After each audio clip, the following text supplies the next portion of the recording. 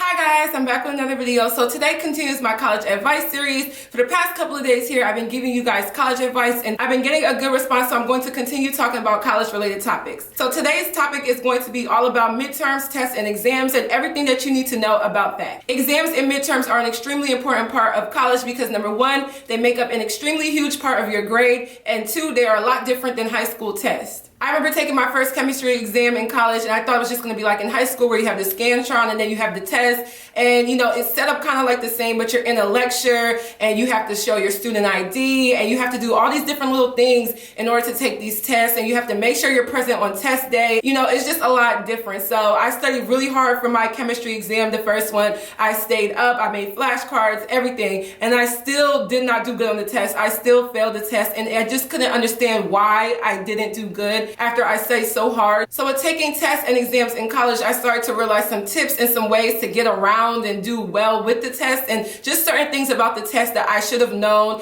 and I learned along my way, so I'm going to share them with you right now. So tip number one is to know that exams are less frequent in college than they were in high school. So usually you'll cover a topic for a week or maybe 2 weeks in high school and then take an exam or a quiz, but in college you basically have like maybe 3 or 4 exams the entire semester. So it's not as frequent, you don't have to worry about it being all the time, but then it does cover a lot more material that you have to remember for the test. They compile a lot of information and a lot of lectures into one assessment, and so it's very hard, and sometimes they do like to play tricks on you in college when it comes to tests. So just keep in mind that it's not the same type of way that they do their tests. It's like you just have to really be in class and remember the lectures and take a lot of notes because it's not very frequent. It's kind of spaced out, so it covers a lot more information. Tip number 2 is to always study in groups. A lot of times I figured that if I could study by myself and have my own way of doing things, it was going to be the most beneficial for me, and that's fine. You should do that too, but also study in groups. Sometimes you may not understand something and the teacher may or may not be in his or her office hours or won't explain it correctly, and if you study in groups, your classmates can help you understand certain stuff. A lot of people have the same classes as you. My roommate, fortunately, we had the same major, so we took the same classes, so she was able to tell me what's on the test coming up and I was able to tell her what's on the test, and we would study together. So it's a lot easier when you're studying in groups because honestly, something that one person doesn't know, the other person has the answer to, and it makes things a lot easier and makes you more prepared for the test. Tip number 3 is to use campus resources. So this includes the library, the teacher, office hours, even other friends. Always use the resources that you're paying the school to even provide for you. A lot of people feel like, oh, I don't need to go to the library, I can just study in my room, but your dorm room has a lot of distractions. So always go to the library sometimes. At least one time, go to the library, sit down for 30 minutes to an hour, read over your notes. It helps in the long run. Always ask your teachers during their office hours. It just makes things a lot easier because when you have that one-on-one connection with your teacher begins to remember your name and the teacher begins to explain things and show you examples. I found that the first semester I did not go to my teacher's office hours, which was really not to my benefit, and the second semester I would go to my teacher's office hours, and I became really good friends with one of my teachers, and it just made everything a lot more positive and a lot more beneficial on my behalf because I was able to then establish a relationship with my teacher and use that as a key resource in order for me to be successful on my tests and exams. Also, this might sound stereotypical, but for whatever reason I find that if you make friends, I don't want to say this because I feel like someone might get upset, but oh well, but if you make friends with the foreign students, usually they're a lot more focused on their tests, and these international students, they are so driven, and usually it might sound really racist or stereotypical, but it is the truth. Usually those are the students that are the smartest and the top of their class, and if you make friends with them or you ask them, a lot of times they're a lot more willing to help you understand something, and they can really help to your benefit. I mean, I've done it, I'm not gonna lie and say I haven't. It just really is what it is. If you really want a good test or midterm grade, sometimes using those students and other people that understand what they're doing, it makes it a lot easier for you to pass. Tip number 4 is to go to your professor's office hours. I touched on this earlier, but it's really a good idea. Like I said, my first semester, I did not go to my teacher's office hours. And basically, if you don't know what office hours is, it's pretty much a set time that your teacher is sitting in their department and in their office where they grade tests and they do little things, like pretty much like a teacher's study hall for themselves or like a free period for your teacher. So they have office hours where you can go and you can meet with them and talk about your test and get extra help. Just go. It honestly helps you in the long run. and you're going to be surprised that when you are failing or you're not quite getting something, they might boost you up just because you took the time out of your day to come down there and talk to them. A lot of them are willing to boost up your grade and help you with things that you don't understand. Getting to know your professors personally is really the key to success, because I did this my second semester and I came out with a lot better grades than I did the first semester. And honestly, I felt like some of them kind of gave me some little, they spotted me a couple points just because I would come and I would talk to them. And teachers like to get to know their students because most professors have a whole bunch of students, hundreds of students, lectures, and if you stand out to them, they'll always remember your name and remember your face, and it just makes it better for you and your grades. You establish a bond that you can benefit from. The fifth and final tip is to sit in the front of the class. So people always talk about, oh yeah, sit in the front of the class and it's gonna help you. Like, I think it's practical and it's proven that it works. In my first semester, I literally didn't really sit in the front. I didn't sit in the back either, kind of sit in the center. And the professor didn't know my name, nor did he remember my face. If I sat in the back sometimes, I wasn't really paying attention because he couldn't see me. I wasn't really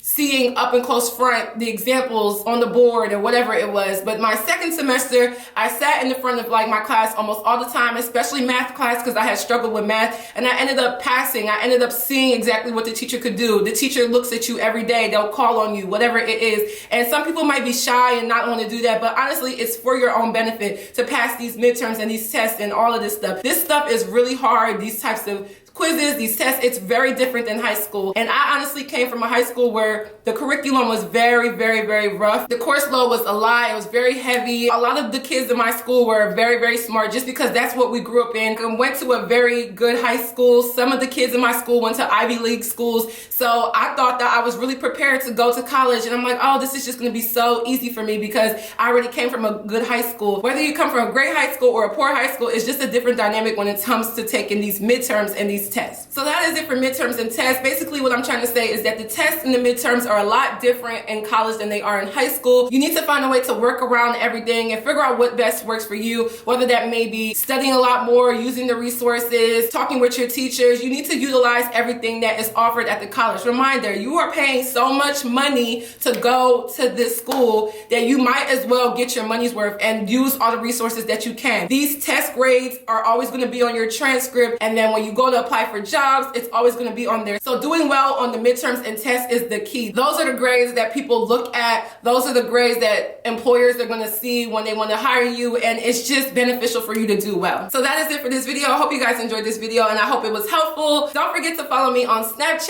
as usual for any behind the scenes college makeup, all of that stuff. Don't forget to like, comment, share, and subscribe, and I'll see you guys in my next video. Bye guys.